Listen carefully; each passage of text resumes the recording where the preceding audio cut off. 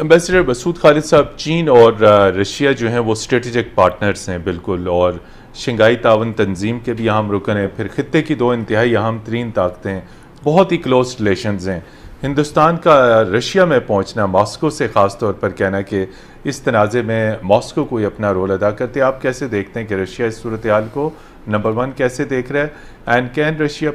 Play कोई ऐसा किरदार अदा कर सकता है कि सूरत हाल और कशीदगी में कमी हो। खबरात में पढ़ रहे हैं इस वक्त लद्दाख में चीन और भारत के दरमियान तनाज़ा जारी है, और अभी तक इस तनाज़े को हल करने के लिए जो है मुख्तलिफ सफारती कोशिशें की गई, लेकिन अभी तक इसका कोई हल नहीं निकला। तनाज़ा अपनी जगह पे बदस्तूर मौजूद है, कशीदगी में कुछ हद तक कमी आई है। इस तनाज़े का पस मंज़र क्या है और इसके खित्ते की सिक्योरिटी के ऊपर क्या असरात पड़ेंगे, पाकिस्तान इस तनाज़े को कैसे देख रहा है, और दुनिया की बड़ी बड़ी ताकतें इस तनाज़े को कैसे देख रही हैं, मॉस्को कैसे देख रहा है, लद्दाख का मामला इस वक्त ग्लोबल हेडलाइंस हैं। आपने बहुत अहम मौजू का चुनाव किया है आज। मैं ये समझता हूँ कि जो फ़ौजी कशीदगी है वो तो शायद उसमें किसी हद तक कमी आए, क्योंकि भारत की दफ़ाई एतबार से चाइना के रद्द अमल के हवाले से सलाहियत और सियासी इरादे के इम्कानात काफ़ी कम हैं। लेकिन मैं इसको हाइब्रिड वॉरफेयर के कॉन्टेक्स्ट में समझता हूँ। एक तो अमेरिका ने सियासी अंदाज में भारत को ऑब्वियसली सपोर्ट करने की कोशिश की है, अगरचे फेस वैल्यू पे एक ट्वीट आया अमेरिकी सदर की जानिब से मीडिएशन के हवाले से, लेकिन ऑब्वियसली चूँकि उनके तस्वीराती जो रवासिम हैं न्यू दिल्ली के साथ वो बहुत करीब होते जा रहे हैं, तो मैं नहीं समझता कि इसको कोई संजीदगी से बीजिंग में लिया जाएगा। अलबत्ता उन्होंने एक करारदाद जो मूव की गई है यूएस कांग्रेस में तिब्बत की आज़ादी के हवाले से, वो अमेरिका की एक इनडायरेक्ट कोशिश है चीन पे अपना सियासी दबाव बढ़ाने के लिए। और तीसरी तरफ मैं ये समझता हूँ कि अभी हाल ही में अमेरिका ने जो तिजारती रवासिम हैं चीन के साथ, उनमें काफ़ी उनको रिव्यू किया है, और उनमें हम देखते हैं कि इकनॉमिक और ट्रेड वॉर में काफ़ी एस्केलेशन नज़र आती है। तो मैं फ्यूचर में ये एंटिसिपेट करता हूँ। देखें, अमेरिका एक साल में चाइना तकरीबन $550 बिलियन से ज़्यादा अमेरिका से कमाता है एक्सपोर्ट्स के नतीजे में, जबकि इंडिया भी चाइनीज़ एक्सपोर्ट $74 बिलियन की हैं। तो अगर ये दोनों ममालिक चाइना के इस स्टेप की इकोनॉमिक कॉस्ट बढ़ाना चाहें तो वो ये तो कर सकते हैं, लेकिन दिफाई एतबार से उनको चैलेंज करना, देखें तीनों ममालिक एटमी ताकतें हैं, तो मैं नहीं समझता, और उनके म्यूचुअल स्टेक्स भी बहुत ज़्यादा हैं, तो इस वजह से इसकी कोई वर्टिकल एस्केलेशन बहुत मैं उसके इम्कानात कम देखता हूँ। जी एम्बेसडर साहब, देखिए तनाज़ा बड़े अरसे से चल रहा है और 62 में बहुत बड़ी झड़प हो चुकी है। तो जब इंडिया को मालूम है कि इलाका डिस्प्यूटेड है, उसके बावजूद वहाँ पर सड़क और एक पुल की तामीर जो है वो उस पर उन्होंने काम शुरू किया, जो तनाज़े की बुनियादी वजह बना, जो इसकी वजह से चीन की तरफ से रद्द अमल आया। तो आखिर उस डिस्प्यूटेड टेरिटरी में इंडिया के क्या स्ट्रेटेजिक इंटरेस्ट हो सकते हैं, जब उसे वार्निंग बार बार दी गई थी कि आपने ये इस मुतनाज़ इलाके में कंस्ट्रक्शंस नहीं करनी। तो आप समझते हैं चीन की जानिब से जो रद्द अमल आया वो बिल्कुल ठीक था? बहुत बहुत शुक्रिया। देखिए, आपको याद होगा कि 2017 में इसी तरह का एक जो स्टैंड ऑफ हुआ था इंडिया और चीन के दरमियान डोकलाम में, जी, वो कोई तकरीबन मेरे ख्याल है, जहाँ तक मुझे याद है, 73-74 दिन चला था, और उसके बाद फिर वो डी एस्केलेशन की तरफ गया था। जी, 2017 के बाद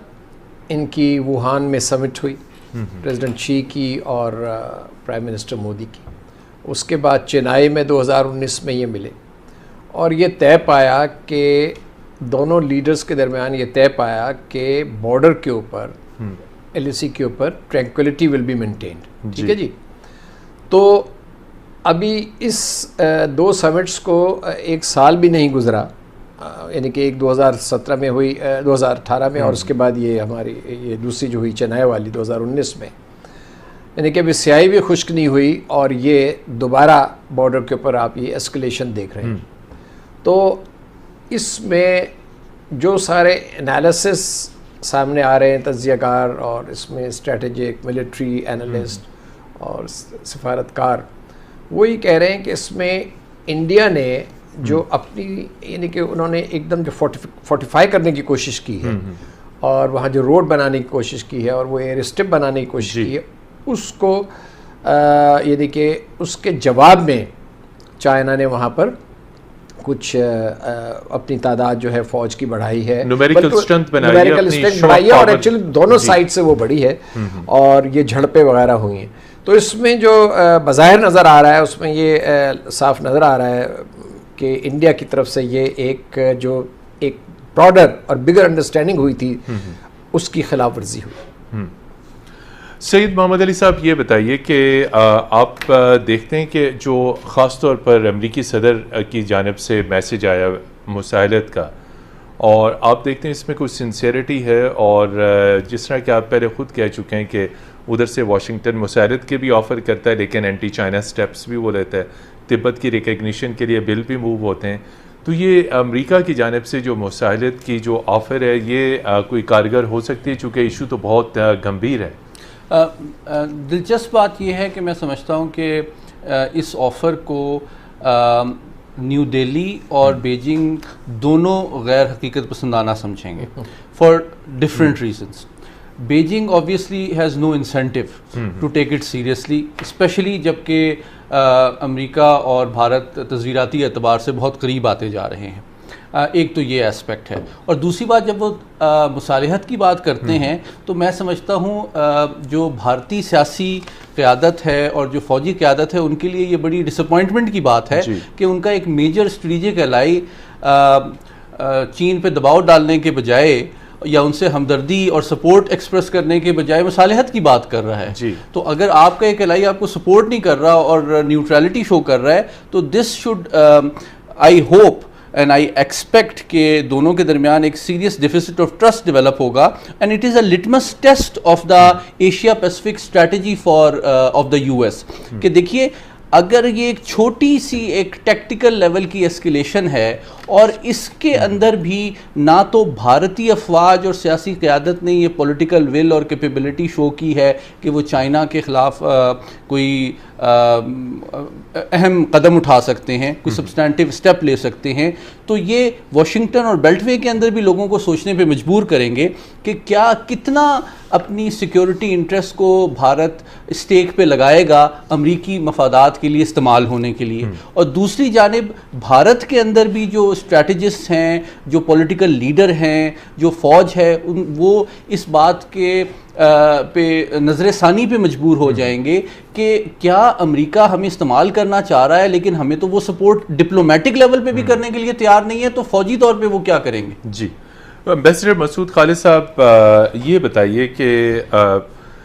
प्रेसिडेंट शी ने कहा था कि वो जल्दी ऐसे इलाके जिन पर चीन का दावा है वो वापस ले लेंगे। क्या चीन भारत की फ़ौजी जो हटदर्मी है इसी के ऊपर, लद्दाख के तनाज़े के ऊपर, इसको वो बर्दाश्त करेंगे या इसको वो ख़त्म करेंगे? चीन, सवाल ये है कि आइंदा आने वाले दिनों में चीन की तरफ से जो रिएक्शन है वो फ़ौजी वो मज़ीद सख्त होगा या इसके ऊपर कोई लचक दिखाई जाएगी, जबकि चीनी की आदत ये कह चुकी है कि हम अपने जोग्राफियाई इलाके के ऊपर जो जोग्राफिकल टेरिटरी है उसके ऊपर कोई कंप्रोमाइज़ नहीं करेंगे। जी बिल्कुल, आपने सही फरमाया। देखिए, चीन की बड़ी क्लियर पॉलिसी है, जहाँ तक उनके टेरिटोरियल क्लेम्स हैं या जो इस किस्म के तनाज़ात हैं उसमें चीन बड़ा एक फर्म स्टैंड लेता है, कोई लचक नहीं, उसके कोई लचक नहीं होती। अभी भी चंद दिन पहले, गालबन 3 या 4 दिन पहले, प्रेसिडेंट शी ने अपनी फ़ौज को पूरी तरह तैयार रहने का हुक्म दिया। ठीक है जी। इस दफ़ा ये लग रहा है कि चीनी साइड जो है वो फ्रस्ट्रेशन का शिकार भी है, इन द सेंस कि जो उनके बॉर्डर नेगोशिएशंस होते रहे इंडिया के साथ, उस पर उनमें इंडिया ने बिल्कुल कोई लचक नहीं दिखाई और उस पर कोई पेशरफ्त होती हुई नज़र नहीं आई। गालबन 22 या 23 राउंड्स जहाँ तक मुझे याद है हो चुके हैं।